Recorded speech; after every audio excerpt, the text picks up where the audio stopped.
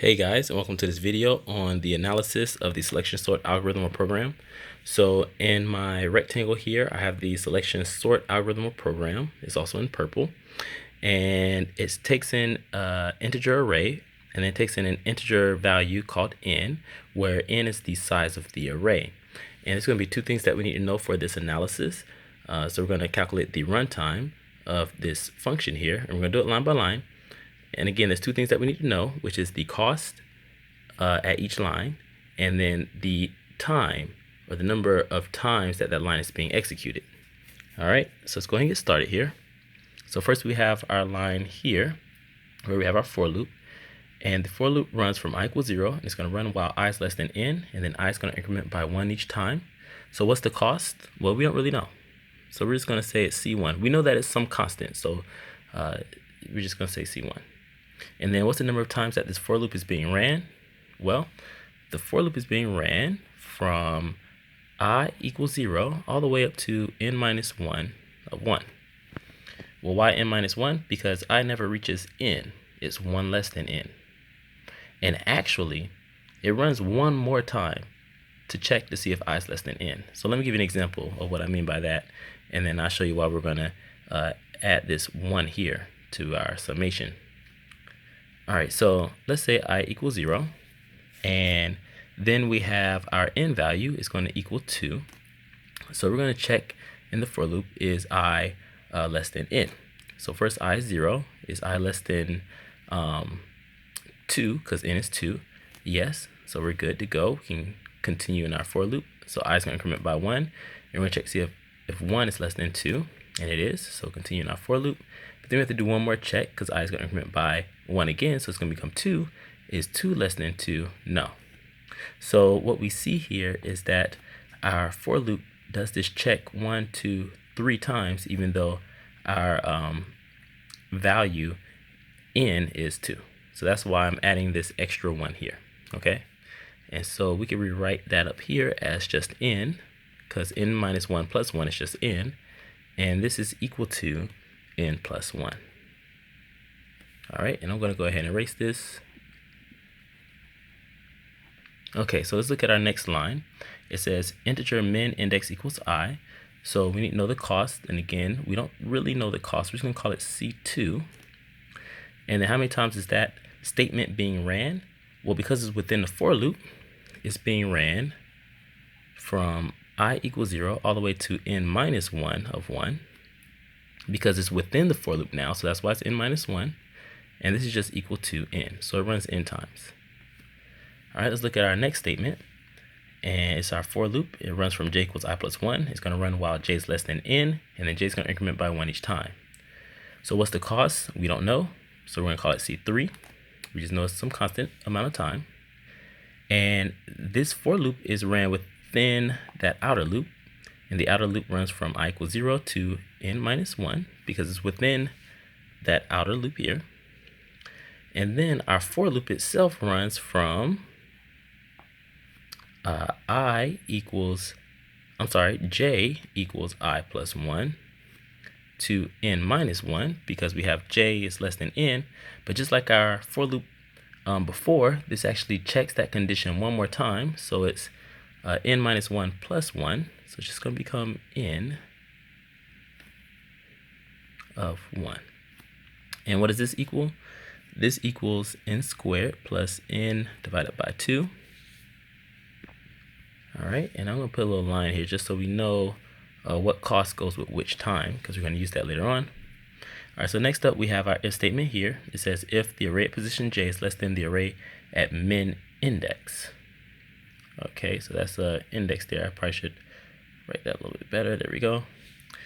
And so its cost is C4, and it runs from I equals 0 to n minus 1 since it's within that outer loop.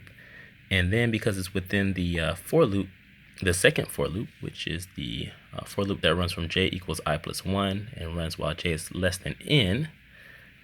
So we're going to have j equals I plus 1 to n minus 1, because it's within that for loop now of 1. So this is equal to n squared minus n divided by 2. if I'm doing my math correctly. All right, so let's look at the next line. Min index equals J. So its cost, we're just going to say it's C5. And it has the same runtime as C4. So it runs from I equals 0 to n minus 1 times the summation from J equals I plus 1 to n minus 1 of 1. So that equals, again, n squared minus n divided by 2. Okay. All right, so now we have our integer temp equals array at position I. So this is outside of our for loop, outside of our inner for loop. So it's still within the outer for loop there. And it has some cost. We're going to call it C6. And since it runs only within the outer loop, that means it runs from I equals 0 to n of 1, of n minus 1 of 1, which equals n. And then same thing for the next two statements. The array at position I is equal to array at min index, and then the array at min index is equal to temp.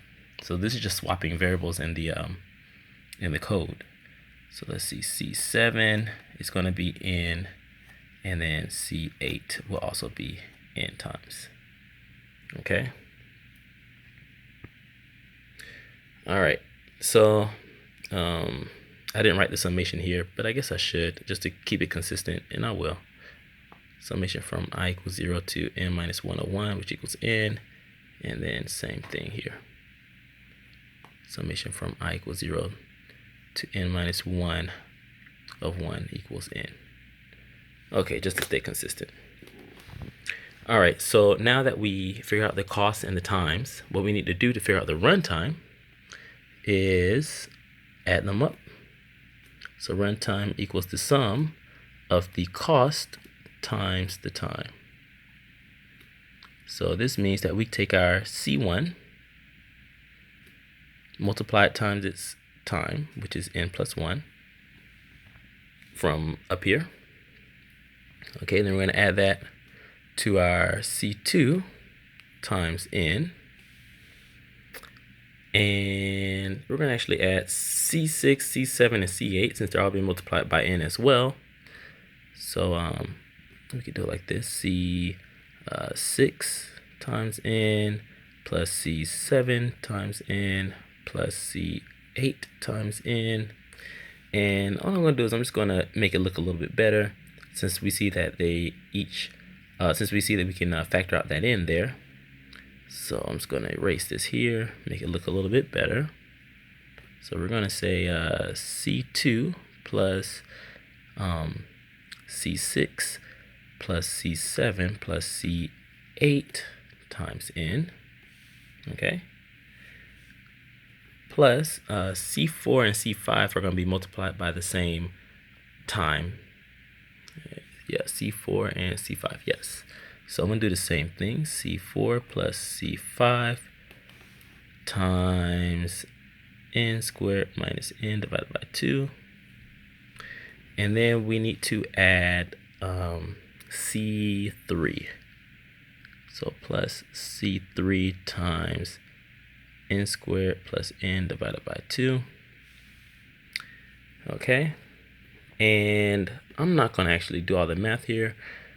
But you guys should know that this belongs to, what it equals belongs to big O of n squared. So you guys can actually add all these costs and the times together, and you'll see that it belongs to big O of n squared. All right. So thank you guys. I hope you enjoyed this video. Please let me know if you see any problems in my my math here, or any problems with my selection sort algorithm, anything like that. Please let me know in the comments below, and I'll try my best to correct it or help you out. And I also have videos on algorithm analysis. I put some links in the description below. And as always, guys, thanks for watching. Don't forget to leave likes. Don't forget to subscribe. And if this video was helpful to you, please share it. And I'll see you guys in the next video.